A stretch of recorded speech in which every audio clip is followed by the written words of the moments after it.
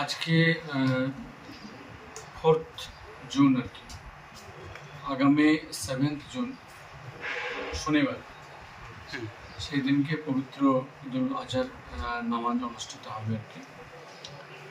আমি সকলকে পবিত্র ঈদুল আজহারের নামাজের বা ঈদের তার শুভেচ্ছা অভিনন্দন জানাচ্ছি, এবং সেই সঙ্গে জানাই যে সকলে ভালো থাকুন, সুস্থ থাকুন এবং সম্প্রীতি বজায় রেখে সকলে মিলে ঈদের আনন্দ উৎসব করবে। সেই সঙ্গে কিছু কথা আপনাদের মাধ্যমে আমি আমার এলাকাবাসীকে জানাতে চাই। বিষয়টা হচ্ছে যে আমাদের এই ঈদুল আজহার যে নামাজ, অর্থাৎ কুরবানি নামাজ আর কি, কুরবানি সকলে করবেন আর কি মুসলিম ভাইরা।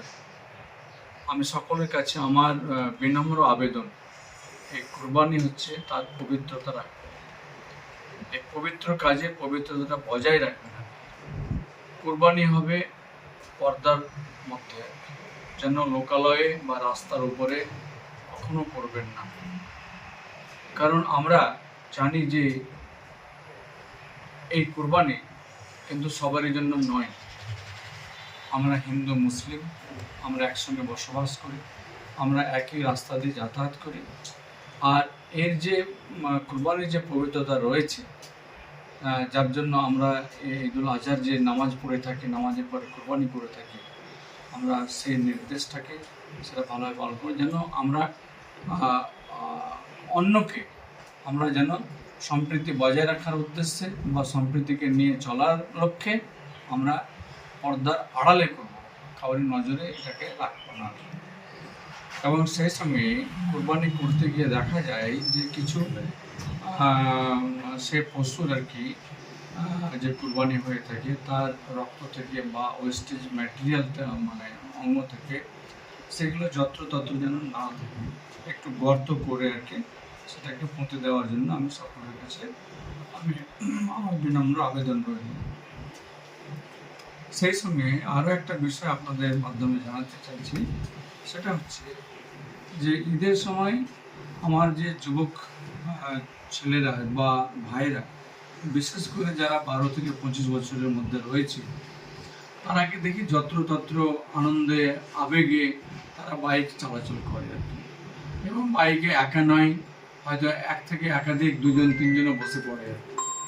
এবং শুধু একই বাইক চলছে তা নয়, বাইকটা হয়তো একাধিক বাইকও যাচ্ছে, কে কত জোরে যেতে পারে, কে কত তাড়াতাড়ি পৌঁছতে পারে, এরকমটা আমরা দেখে থাকি। ফলে কি হয় যে নিজেদের মধ্যে একটা দুর্ঘটনায় আমরা ভুগতে দেখছি আর কি, বা দুর্ঘটনার মধ্যে পড়তে দেখছি। এটা থেকে আমাদেরকে বাঁচতে হবে, কারণ আমরা ঘর থেকে বেরোলে পরিবারের সদস্যরা, গার্জেনরা বা আর যারা আছেন আর কি, তারা কিন্তু আমাদের ফেরার দিকে তাকিয়ে থাকে। কাজে ঈদ যেন আমরা ভালোভাবে করতে পারি, সকলে আনন্দ করতে পারি, যার জন্য আমরা বাইককে প্রয়োজনের নিরিখে আমরা সেই লিমিটেড স্পিডের মধ্যে চালাবো এবং নিজেও সুস্থ থাকবো এবং পরিবার বা প্রতিবেশীকেও আমরা সুস্থ রাখবো। এটাই হবে সকলের ইচ্ছা এবং এটাকে করতে হবে। এটা অভিভাবকদের উদ্দেশ্য আমি আপনাদের মাধ্যমে জানাচ্ছি। কাজে সকলে ভালো থাকুন। সেই সঙ্গে আরেকটা কথা বলি, এই বাইক নিয়ে আর কি, আমাদের সেফ ড্রাইভ সেভ লাইফ, আমাদের পুলিশ প্রশাসন সদা সর্বদা এই ব্যাপারে তেনাদের যে রাস্তা দেখিয়ে থাকেন।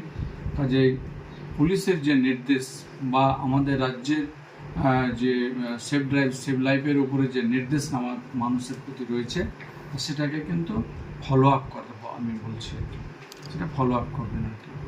অর্থাৎ হেলমেট যেন থাকে, জুতো থাকে, অর্থাৎ গাড়িতে কাগজপত্র থাকে, একটা স্পিড যেন লিমিটের মধ্যে থাকে, এইসবগুলোকে মাথায় রেখে চলার জন্য সকলের কাছে আবেদন আমি জানাচ্ছি। পরিশেষে আরও একবার জানাই যে যেহেতু এখনও 5-6 তারিখ পরে 7 তারিখ আসবে ঈদুল আজহারে, আবারও আমি সকলকে অ্যাডভান্স আমার প্রীতির শুভেচ্ছা অভিনন্দন।